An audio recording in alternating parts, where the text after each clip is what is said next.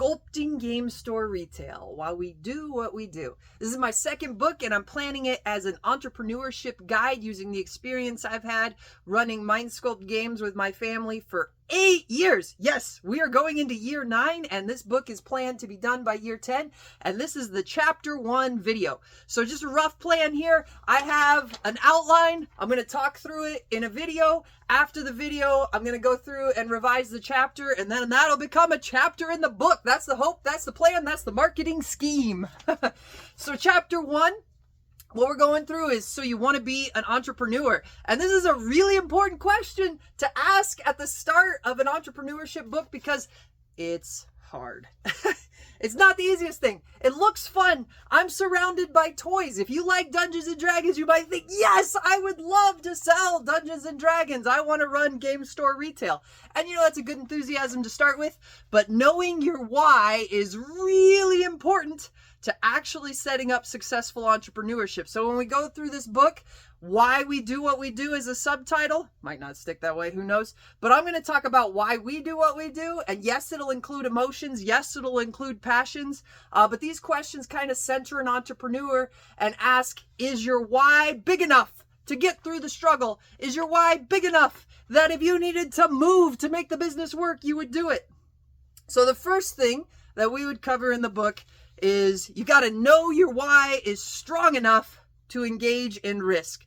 To be a successful entrepreneur, you do need to care about making money. It's important. It's a capitalist business. If you think I go into business, I don't care how much I like, I just want to be surrounded by things and people I enjoy, whoa, it probably won't work. There are businesses like that. Some of them run out of the back of other businesses. Some of them run for 8 months. Some of them run for 6 years and never make a profit.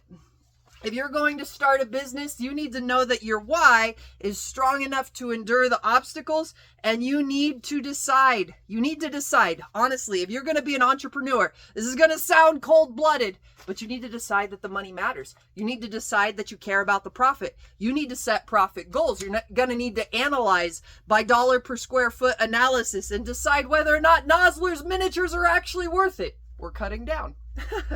You've got to be able to make decisions like that, and money needs to be a factor. So yes, the joys, the cloud in the sky, the castle in the sky views of entrepreneurship will matter, but to become an entrepreneur, you don't want to just replace a job. If you're making $35,000 and you think I could make that in a business and it'd be fine if I made the same salary, there is too much risk in entrepreneurship for you to leave a steady salary, especially, and once upon a time I made that as a teacher, and that came in a job that was protected by a union. That came in a job where I could get some level of, like tenure, where there were steps and processes that made it harder for me to fire, where I could count on a steady salary, where I had, Capers retirement benefits, where there were health care attached to it.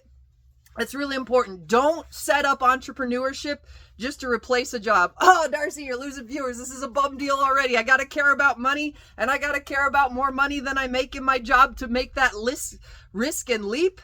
There are situations outside of it. Maybe like physically you can't handle your job that's a construction worker anymore and you want to move over to something different, and entrepreneurship seems like the route. That might be worth it, but remember the stress load, because that can be just as hard on your body as working out in the fields. You do need to care about the money. You do need to care about making more money than a job. Don't lie to yourself about that. You need a business plan that'll make you more money than you made before, or your likelihood of failure is too high. If you're doing it just for fun, if you're doing it to hang out with people, be the guy, have a place for your friends to play, it's not a business, it's a club. Don't do it. Think, I have to care about the money. And if you can't force yourself to care about capitalism, making money, that America's built on capitalism and entrepreneurship, entrepreneurs who honestly pursue capitalist benefits that trickle down, and through this creation I benefit my community, and through pursuing good outcomes for me and my family I benefit the American people and my community around me. If you don't buy that, I guess entrepreneurship's hard. I suppose it works in other places, but I don't know how to tell you how to do it. So an honest pursuit of capitalist gains by hardworking entrepreneurs. That's uplifted America since the beginning of our country, right?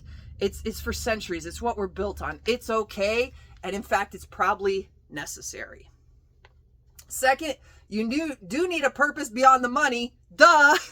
It's not going to fill you up enough that you just make money, but to start a business, to take on that risk, you've got to care about that part. So why would you be emotionally attached? Why would you be personally invested in a business in the hard times? What will keep you caring if you don't need the money? You need to be able to answer those too. So when we talk about our why, personally, I kind of grew up in game stores, right? Like I played Magic since 1995 and going down and playing games. My dad was in the military. He moved a lot. If I could be on an Air Force base or around it, but find a card shop around it, I could find a group of people that I could fit in with for a while, that I could pursue something with. There were no drugs in card stores. There was no alcohol in card stores. There is a monitor in card stores. It's controlled behavior. It was safe for me. Growing up in a card store, playing on Friday nights, it was okay. It was harder during basketball season because we played in Friday nights once it was varsity games, but having those groups of friends, having that easy outlet, the games I played built my math and science and vocabulary skills. You would not believe how many words on the ACT I could recognize from playing Magic the Gathering since I was a kid. It built up skill. But growing up in there, seeing that, having that available for a community, I believe in that. Lots of people that would want to start a game store would. But remember, you got to care about the money. Do it right or don't do it. Building relationships in our game store really matters. We do want to be a community outlet. We do want to have people come in here and be able to feel that they can be uplifted, find friendships, move to town, join our Facebook groups, immediately have a connection to the town.